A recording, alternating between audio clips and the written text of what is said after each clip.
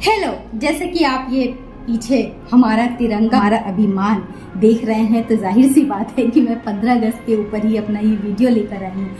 तो आप सब अगर नहीं जानते हैं तो मैं बता देती हूँ, इस साल हमारा भारत, हमारा देश आज़ादी की 75वीं वर्षगांठ मनाने जा रहा है और 13 से 15 अगस्त तक हर घर तिरंगा अभियान की शुरुआत भी की जा रही है। और इस अभियान के अंतर्गत करीब 30 करोड़ लोगों के घरों में तिरंगा लहराया जाए, ऐसी योजना बनाई गई है।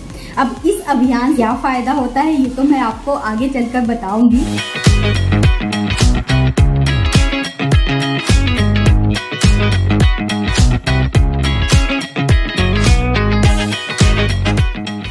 मैं देश के प्यारे झंडे के साथ में खड़ी हूँ तो नेचुरली मेरा अभिमान भी अभी बहुत बड़ा हुआ है।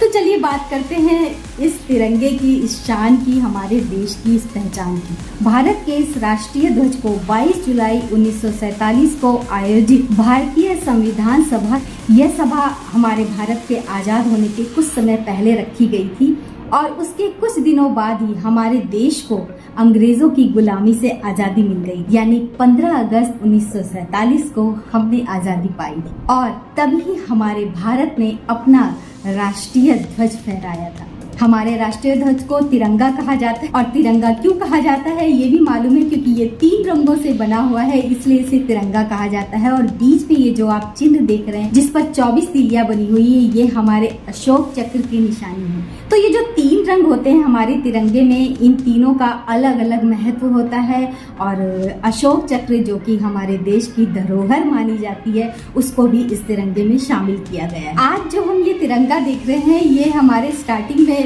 जो हमारा तिरंगा फहराया गया था वो नहीं है, इसका ये 6वां रूप है। यानी समय समय पर इसमें बदलाव किए गए हैं। तिरंगे से जुड़े हुए कानून भी बनाए गए हैं और समय समय पर उसमें बदलाव भी किए गए हैं।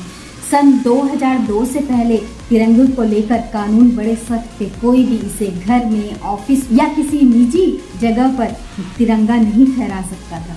लेकिन 2002 में फ्लैग कोड ऑफ इंडिया में कुछ बदलाव किए गए और उसके बाद तिरंगा फहराने के कुछ नियमों के साथ इसको फहराने की आज़ादी भी दी गई, जिसमें घर, दफ्तर, फैक्ट्री में तिरंगा फहराया जा सकता है। और 2009 में रात में तिरंगा फहराने की भी परमिशन मिल गई। हम सबको ये ख्याल रखना चाहिए कि तिरंगा हमारा गौरव है और इसकी आन बान शान को कोई खतरा न हो, इस बात का ध्यान भी हमें रखना होता है।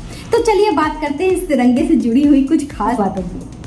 हमारे तिरंगे के ये 3 रंग हमारे अंदर एक ऐसी एनर्जी को जागृत करते हैं जो कि हर देशवासी के दिल में होनी बहुत ज़रूरी है। और ये 3 रंग ही हमारे जो क्रांतिकारी हैं, हमारे देश के सैनिक हैं, उनके अंदर देशभक्ति भावना को जगाते हैं। जैसा कि आप देख रहे हैं कि हमारे तिरंगे में सबसे ऊपर केसरिया रंग होता है, जिसका अर्थ है साहस और सहानुभूति।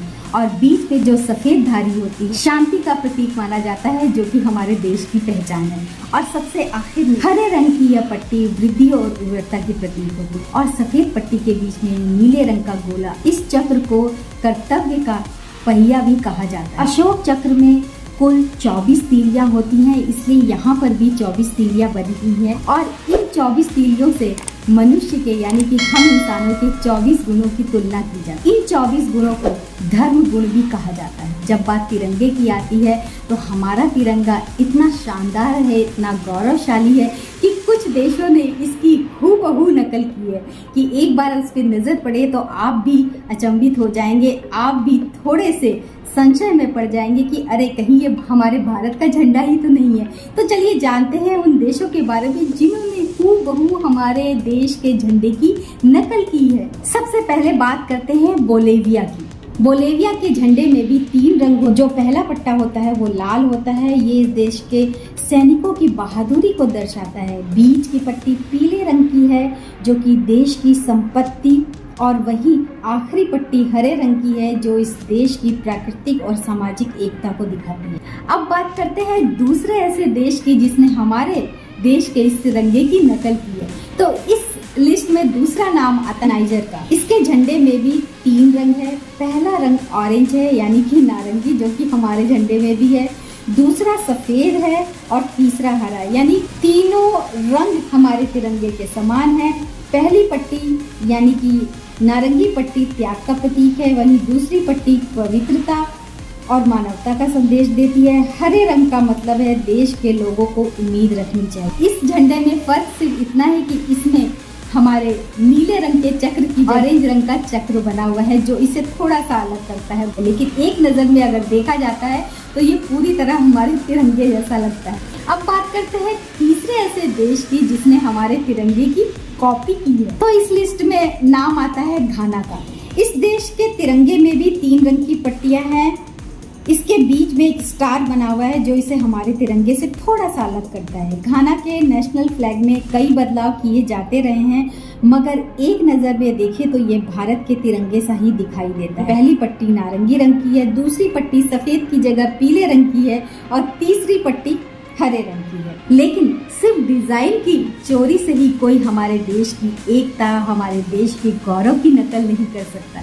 तो देखा आपने, नकल के साथ अकल भी चाहिए होती है और अकल से आप ऐसा कुछ तो बदलाव नहीं कर सकते जो आपके देश की परंपरा, आपके देश की पहचान से आपको अलग कर सके। जैसे हमारे देश की पहचान है अशोक चक्र, तो उसे हमारे इस तिरंगे में शामिल किया गया है। पर नकल करने वाले इसको तो अपने झंडे में शामिल नहीं कर सकते थे और यहीं पे हमारा तिरंगा दूसरों से अलग हो जाता है।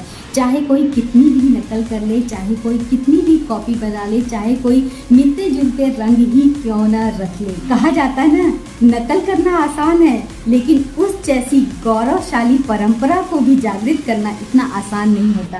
तो उन्होंने हमारे झंडे की नकल तो कर ली है, हमारे तिरंगे की बात ही कुछ और है, क्योंकि हमारे देश की भी बात कुछ और है। हमारे देश में जो एकता है, जो सद्भाव है, जो एक दूसरे के लिए प्यार है, वो हर कोई नकल नहीं कर सकता। तो हमारा देश इस साल हर घर तिरंगा अभियान की शुरुआत कर रहा है और इसके पीछे मैंने कहा था कि कुछ ना कुछ मकसद तो ज़रूर होगा। तो मुझे ऐसा लगता है कि वैसे तो हमारा तिरंगा जहाँ भी हम देखते हैं हमारा सर गर्व से ऊंचा हो जाता है, हमारे दिल में देशभक्ति की भावना आने लगती है और हम अपने सैनिकों के लिए, अपने देश के लिए, अपने देश की परंपराओं के लिए बहुत ही ज़्यादा भावुक हो जाते हैं। लेकिन इस साल 75वीं वर्षगांठ पर अगर हर घर तिरंगा अभियान की शुरुआत की गई है तो शायद इसके पीछे एक मकसद ये भी है कि जो हमारी आगे आने वाली जनरेशन है या जो लोग अभी तक इस तरह की भावनाओं से थोड़े से दूर रहते हैं, शायद अपने घर में झंडे को फहराते हुए देखकर उनके दिल में भी देशभक्ति की भावना जागृत हो सके और कभी कभार जो गलती से हमारे झंडे का अपमान कर देते हैं, हमारे देश के बारे में उल्टी सीधी बात कर लेते हैं, शायद फिर वो ये समझ सके कि हमारा तिरंगा है तो हम हैं। हमारा तिरंगा अगर शान से लहराता है तो हमारी भी पहचान पूरी दुनिया में बनी हुई है। तो अगर हम अपने तिरंगे का सम्मान करेंगे तो खुद भी सम्मान के अधिकारी होंगे। शायद ये अभियान इसीलिए रखा गया है कि हर किसी के दिल में देशभक्ति की भावना जागे और देश के लिए कुछ कर गुजरने की भावना भी आगे आने वाली जनरेशन के अंदर आए। तो आज का वीडियो केवल इसी बात के लिए था। छोटी छोटी बातें जो हम ध्यान नहीं देते हैं या हमें पता नहीं है, या दुनिया की बातें जो हमारे तिरंगे से भी जुड़ी हुई है, आपको पता न हो, तो मैंने सोचा थोड़ी सी बात कर ली जाती है और आप तक वो बातें पहुंचाई जाती है। तो हमारी आज़ादी की 75वीं वर्षगांठ पूरी धूमधाम से मनाते हैं, अपने घर में झंडा फहराते हैं। मैंने तो अपने घर में तिरंगे को पहले ही फहरा लिया है क्योंकि सरकार की तरफ से ये अनुमति मिल गई है कि हर घर में झंडा फहराया जा सकता है। तो 75वीं वर्षगांठ अपने तिरंगे के साथ आप भी ज़रूर मनाइए। जय हिंद।